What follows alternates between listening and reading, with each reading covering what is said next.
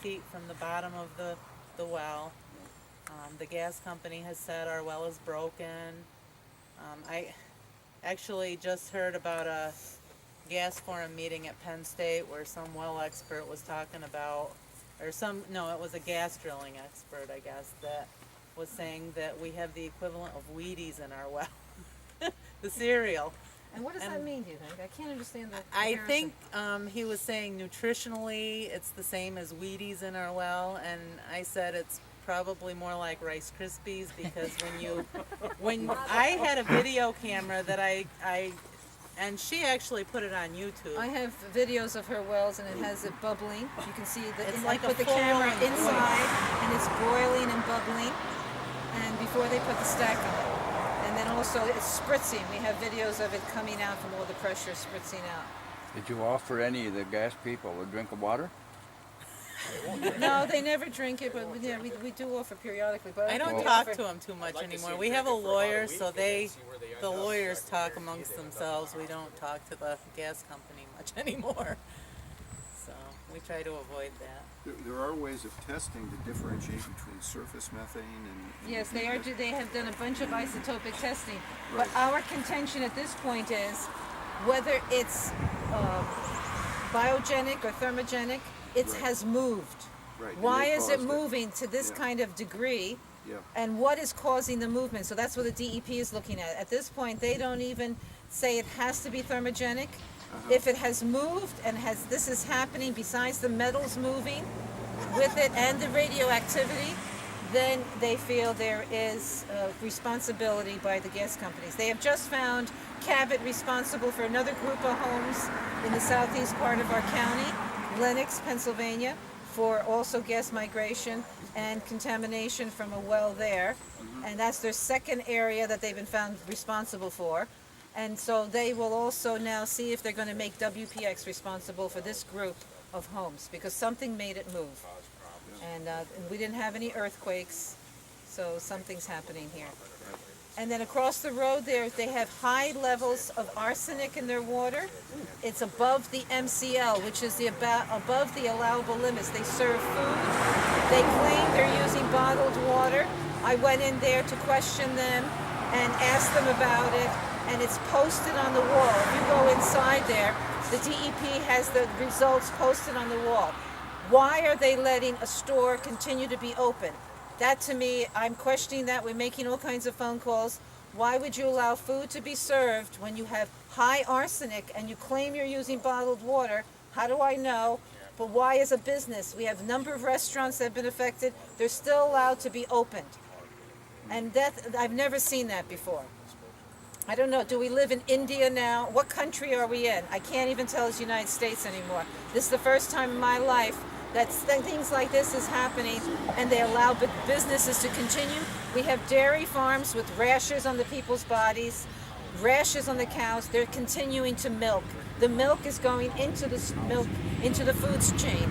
So where this milk is going, any milk from our state, any food from our state has possible contamination. So it is going out into the stream here.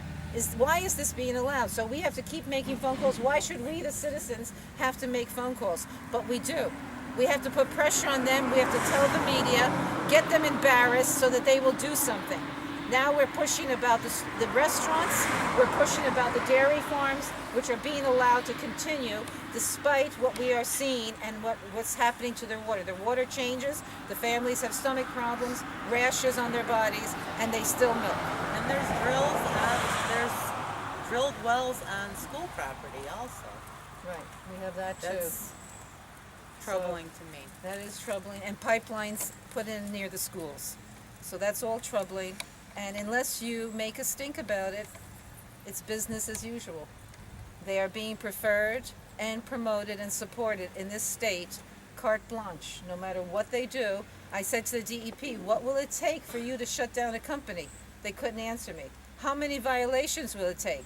How many times do they have to be found guilty of contaminating our environment? What will it take?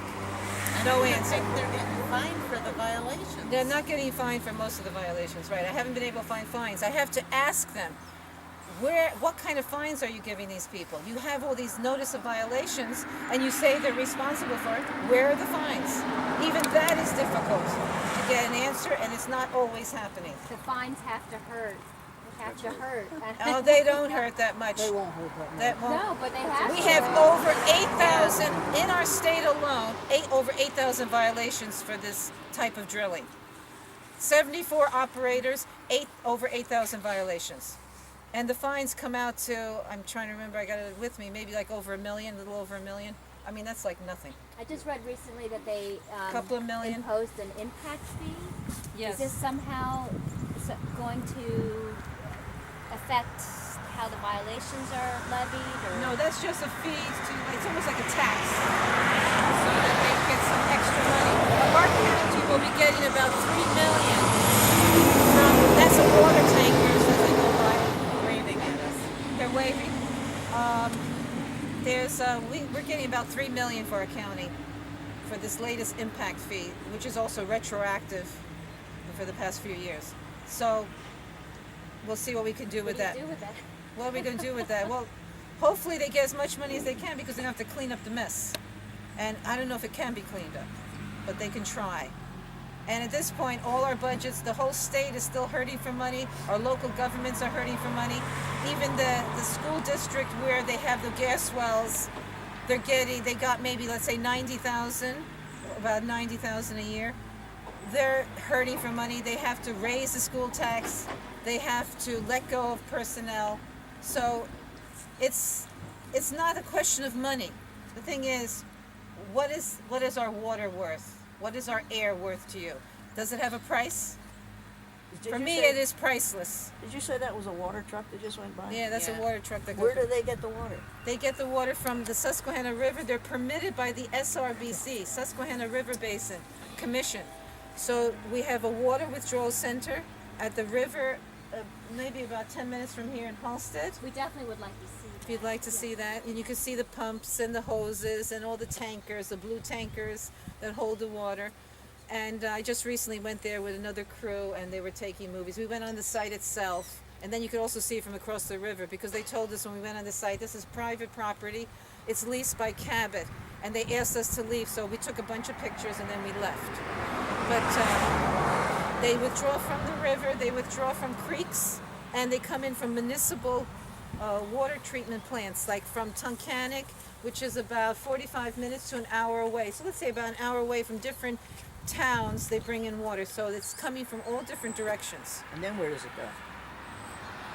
Where do they put it They when they're done with it? recycle as much as they can. They keep reusing it. They take out some, do some partial treatment. They have a partial treatment plant in our county.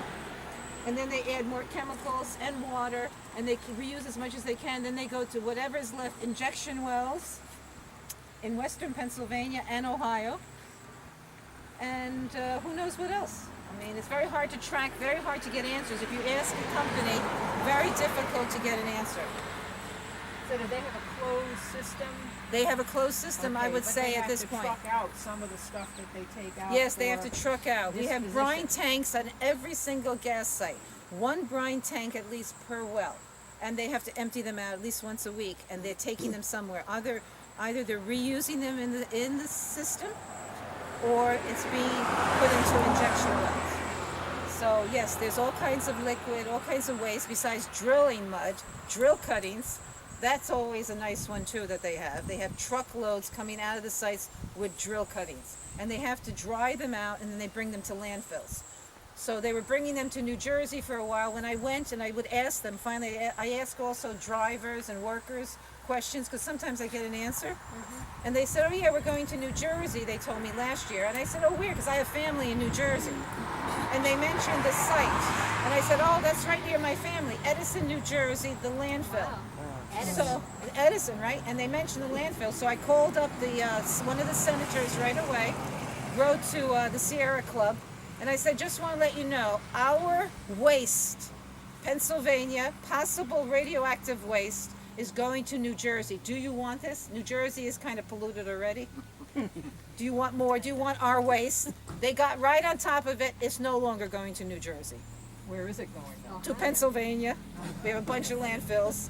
So I said, if you're gonna pollute, at least do it in your own state. Don't go across the border. Do you know what percentage they're recycling now? I can't get a straight answer, but I would say a good amount of recycling. It might even be mostly, but I can't get a straight answer from many of them. I see all different figures, but it looks like I would say a lot as far as recycling it and having a closed loop. They do have impoundment ponds now where they put water and they're trying to fresh water in there so that they can use that water closer to home and hose it out. So they are doing some of that.